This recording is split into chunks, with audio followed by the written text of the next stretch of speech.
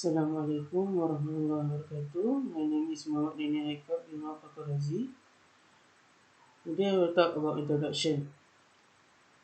The background of the system for ordering is the process of the customer comes to the restaurant and order their menu. But with no online system, food ordering online is now a thing and another ways to order the food without physically goes to the restaurant. The first ordering and delivery have been made by Pizza Hut in 1994. The scope of the view, online food under the system make now life is a better place, especially when this nowadays because of the COVID-19 pandemic. Make all the movement restricted. Nowadays the system can be seen anyways in Play Store or in the App Store. Every store nowadays have been using the system to keep their customer. Review on the current system. Review on the current system is in a good condition, but the system of the current online ordering can make the system crash or make the vendor doesn't know the system currently take an order until make the vendor suffer process for this reasons. Feasibility study.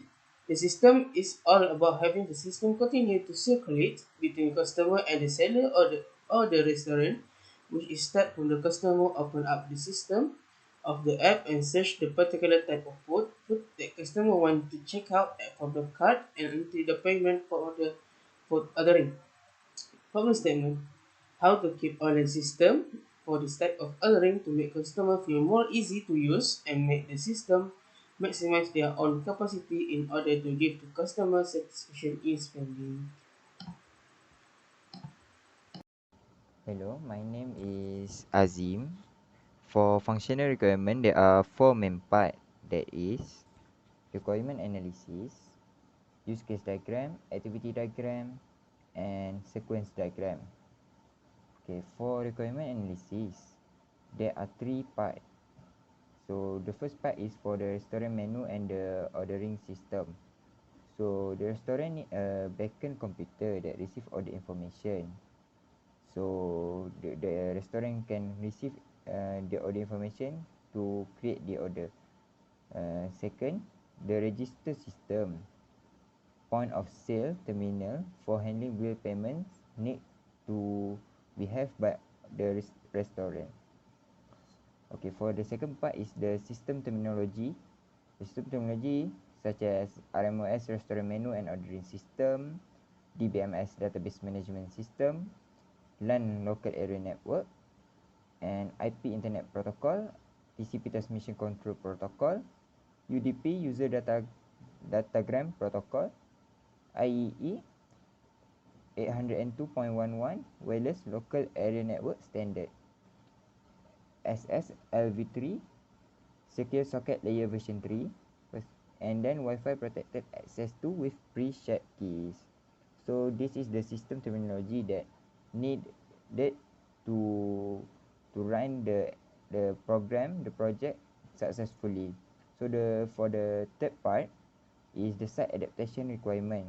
So we need to install the server and surface computer and displays.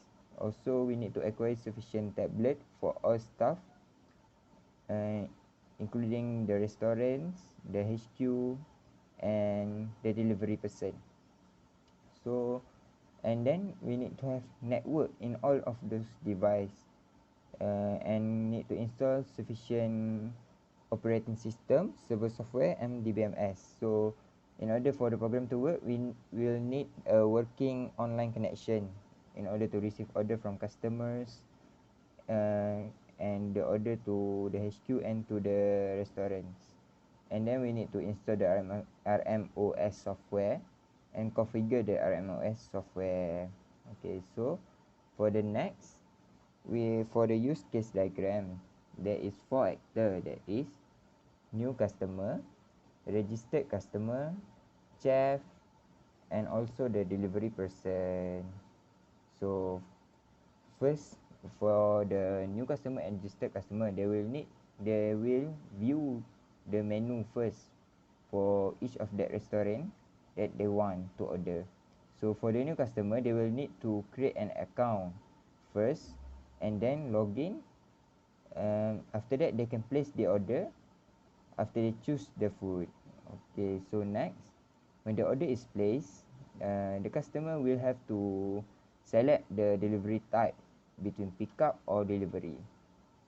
So if the after they select the delivery type, if they select the delivery, we will provide a tracking ID for the customer to track their order.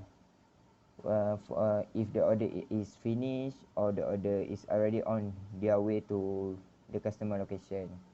So then after that, the customer will need to select the payment type. And we will provide two payment type, that is cash and online banking. If the customer select the online banking process, they will be redirected to the banking side. After that, when the order is placed, the order will be shown to the chef and the chef will cook the order. After the chef has cooked the order, the delivery person will print the receipt and then deliver the food to the customer uh, in following the information that have been provided by the customer during their account creation. So next is the activity diagram. In the activity diagram, we can see after the start, we will need to go to login. If the customer is not login, forced, we will need to register first, and the customer will provide info, and then we will provide menu to login again. So if the login is successful, we will view the menu and go to ask if the customer want to order or not. If the customer doesn't want to order, the application will go and exit. And then if the customer have the order, the customer can create the order, and then the application will check the ingredient if the order can be made or not. And then we will confirm the order, and then the restaurant will receive token and provide time required for the order to be finished. After that, furthermore, we will notify the customer on order completion, as you can see, and then we will exit the application. Furthermore, for the sequence diagram, we can see that there are 4 pages. First, the customer main page, menu page and order page. For the first step is the customer will open the application, and then at the main page, we will display the menu list into the menu page. And then customer will place the order on the order page. In the order page, customer can select the order amount and then check out for the delivery. So that's all for the functional requirement. Thank you. A warm welcome. My name is Puvin Kumar, son of Thomas Selvan. My matrix number is S62361. I'm here to present about non-functional requirements for online food ordering system. This set of requirements are an extension to the functional requirements. Non-functional requirements are not the ones that a user demands, but it's implicitly expected from the application developed so far. It can be tough as the efficiency of the application in terms of its performance. This term can be further elaborated in the light of a simple fact. When we order food online, the food must be one that is selected, but beyond that, many companies offer delivery within 30 minutes as free delivery. This free delivery can be thought of as a non-functional requirement which extends beyond providing the basic functionality that is food delivery. Similarly, following factors from major as areas which consist of a non-functional requirements are efficiency. It is the parameter to measure the performance of the software application. Secondly is quality, which is the overall factor contributing to non-functional requirement. A quality end product is what everyone demands. Following to response time, the time taken to perform an action triggered by the user.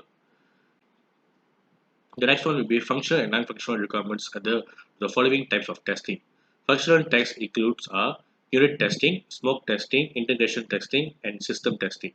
Whereas non-functional tests include availability testing, compatibility testing, configuration testing, load testing, and recovery testing. So on the characteristics of functional and non-functional requirements are governed by the types of testing mentioned above as they are crucial in determining the validity of the respective requirement specifications. A functional requirement must cater to more granular levels needs, whereas non-functional requirements are the macro level. The next one will be security. Security is based on the customer profile information that includes the following customer provided information, which is the login ID, password, first name, last name, and email address, challenge questions, and challenge answers. The latter two types of information are used to validate a customer's identity for password reset if needed, which is the challenge question and challenge answer. Optionally, the customer voluntarily choose to store delivery address and credit card information as part of their profile to automatically insert the information in subsequent online orders. All customers provided information is securely stored in the system as outlined and is retained until deleted by the customer. Moreover, the date and time on which a particular record was created in the database. For example, each order in the system stores the date and time the order was created. Even the date on which the record was last modified also is created. For example, the date when the system updates the order status from receive to processing. Furthermore, users who who choose to store information in their user profile are prompted to review the information prior to it being saved in the system. Additionally, the user may edit or delete the profile information at any time. Access to the data in the system controllers are whoever the controllers are. First is customers. Customers will have the access to their own profile information if they elect to store this information for later access, as well as order history for information. The next one will be employers.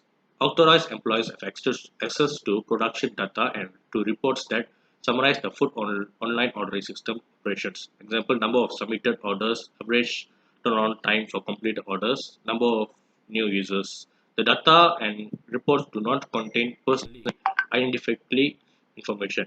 The next one will be system administrator.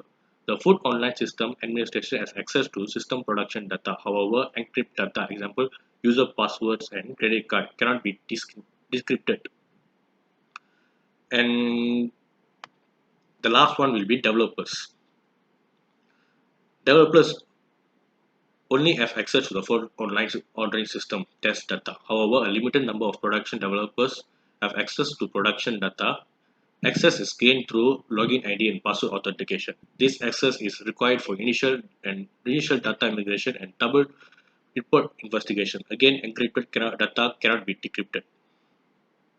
Thank you. That's all from me.